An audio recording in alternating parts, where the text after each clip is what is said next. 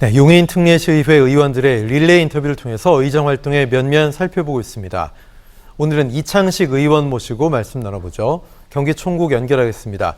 이창식 의원님 안녕하십니까? 안녕하세요. 이창식 의원입니다. 예, 의회 운영위 또 자치행정위 등 시의회에서 여러 활동하고 계신데 그 가운데에서도 의원 연구단체에서의 활동이 좀 주목됩니다. 스포츠시티 용인 그리고 의정혁신연구 등의 소속도 있으신데요. 이렇게 별도의 많은 시간을 할애해서 노력하시는 이유가 궁금합니다. 네, 용인시의회는 의원연구단체가 활발한 지방의회 중 한 곳입니다. 의원들이 지역구 활동만 한다고 생각하는 분들도 많으실 텐데요. 저희끼리 연구활동 모임을 통해 집행부가 좋은 정책을 만들게끔 돕는 역할도 하고 있습니다. 저 같은 경우 의원이 되기 전 용인시 체육회에서 4년간 사무국장을 지내면서 느꼈던 아쉬움 중 하나가 우리 시에 체육시설이 많이 부족하다는 것이었습니다. 110만이라는 인구 밀도에 비해 문화체육 인프라는 턱없이 부족합니다. 우리 시 체육진흥 활성화 방안을 모색해 보자는 생각으로 연구단체를 시작하게 됐고 지난해엔 용인시 스포츠 인권 보호 및 증진 조례안을 대표 발의했습니다. 하다 보니 6년째 이어오고 있는데요. 구대의회에 들어서는 의정혁신연구회라는 연구단체를 통해 지방의회의 독립성과 정책 역량을 높일 수 있는 방안을 함께 연구하고 있습니다. 국회에는 국회의원의 의정활동 근거가 되는 국회법이 있는 반면 지방의회에는 독립된 법이 없습니다.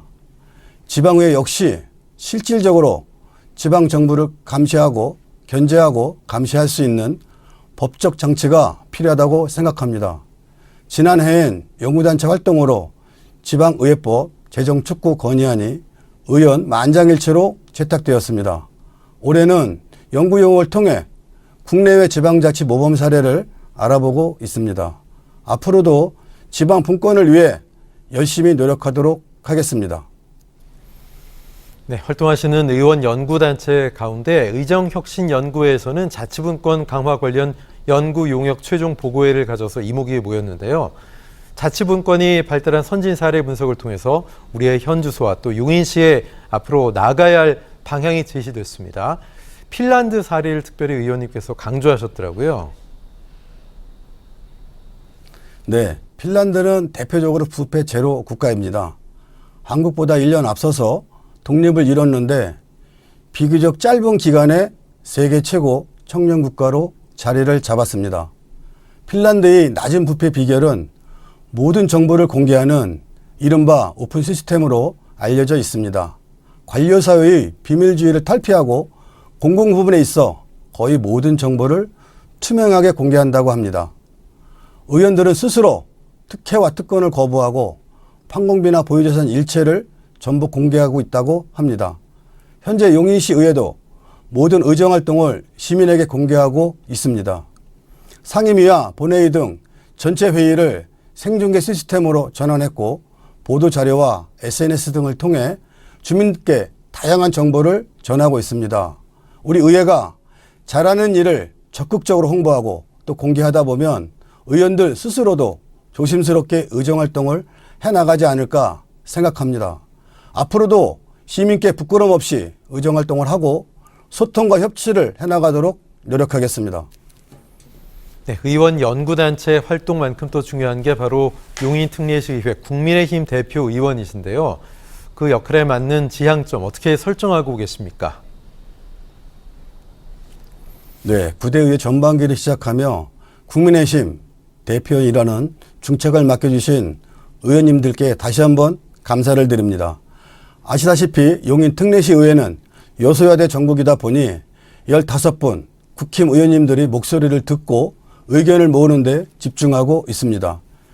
대표 의원으로서 남은 1년 책임감 있는 의정활동을 하고 싶습니다. 의회 내에서는 상생과 협치를 통해 늘 길을 열고 보다 살기 좋은 용인시를 만들기 위해 집행부와 함께 노력해 나가겠습니다. 당리당략을 떠나 시민을 위해 나서야 하는 일에 목소리를 아낌없이 낼 것입니다. 이미지 메이킹 때문에 쓴소리 못하는 의원이 되고 싶지 않습니다. 할 말은 하고 시민을 위해 언제든지 나설 줄 아는 의원이 되도록 노력하겠습니다. 네, 정치는 결국 우리 생활 또 국민들을 위한 거 아니겠습니까? 그 연장선에서 생각해 볼 때 직접 농사지은 쌀을 어려운 이웃들에게 내놓고 계시다 이렇게 알고 있는데요. 맞습니까?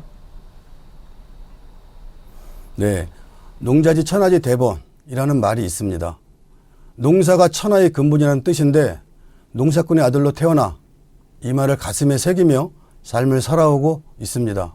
지금도 저는 의원이면서 농사꾼입니다. 그러다 보니 농사꾼으로서 제일 큰 행복은 농작물을 수확하고 그걸 주변 사람들과 나누는 데 있습니다. 아주 작은 것이라도 여러 사람과 나누면서 즐거움을 얻는 게 농사꾼의 마음이라 생각합니다.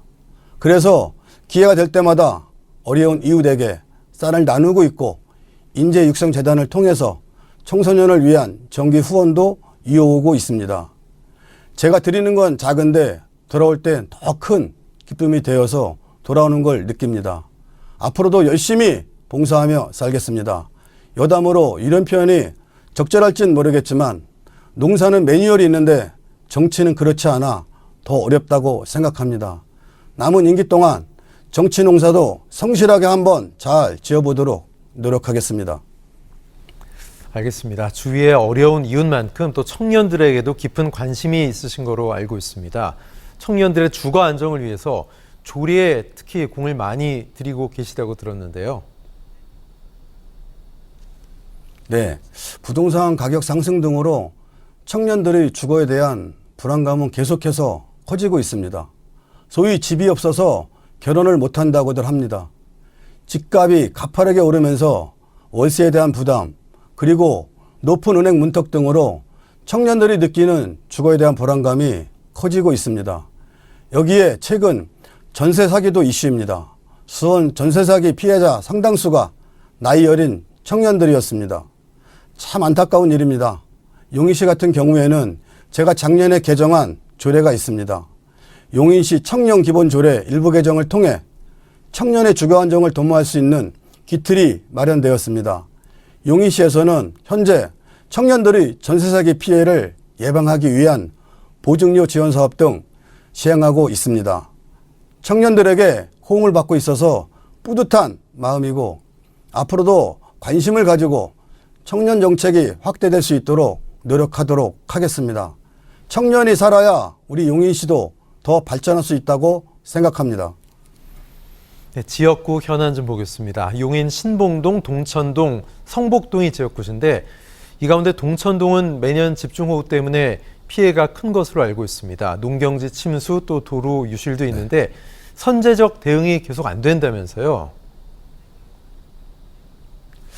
네, 제 지역구가 신봉동, 동천동, 성북동의 지리적으로 모두 광교산 자락에 자리하고 있어서 좋은 산세를 자랑하지만 재난재해에 취약합니다. 지난해 특히 동천동 일대는 집중호우로 큰 피해가 발생하였습니다. 500mm가 넘는 비가 쏟아지면서 용인시에서 가장 큰 피해를 입었습니다. 올해는 지난해와 같은 비 피해를 막기 위해 용인시 차원에서 다양한 선제 조치가 취해졌습니다. 동막천을 비롯해 준설 작업만 2차례 넘게 이루어졌고요. 하천 바닥의 잔목 등을 깔끔히 정리하고 옹벽과 차수벽을 설치하는 등 지난해부터 올해까지 우리 시 관계부서의 노력이 컸습니다. 저도 장마철 전부터 수시로 동막천 현장을 찾아가 점검을 벌였고 용인 시민의 관심과 노력 덕택에 다행히 올해 큰 피해 없었습니다. 앞으로도 안전과 관련된 부분은 과하다 싶을 정도로 살피고 점검해 나갈 예정입니다. 자연재해라는 게 참 예측할 수 없는 부분들이 많아서 무엇보다 근본적인 재발 방지에 힘쓸 수 있도록 노력해 나갈 것입니다. 또 한 가지 다행스러운 부분은 그동안 하천 범람과 교통 체증으로 몸살을 앓았던 고기교의 문제가 해결된다는 점입니다. 고기교의 경우 교량 북단은 성남시가, 남단은 용인시가 각각 소유하고 있어서 다리를 확장하는데 어려움이 있었던 곳입니다. 경기도와 성남 그리고 용인이 고교교 확장 문제를 적극 협의해 나가기로 협약을 맺게 된 만큼 앞으로 빠른 착공이 이루어질 수 있도록 최선의 노력을 다하겠습니다.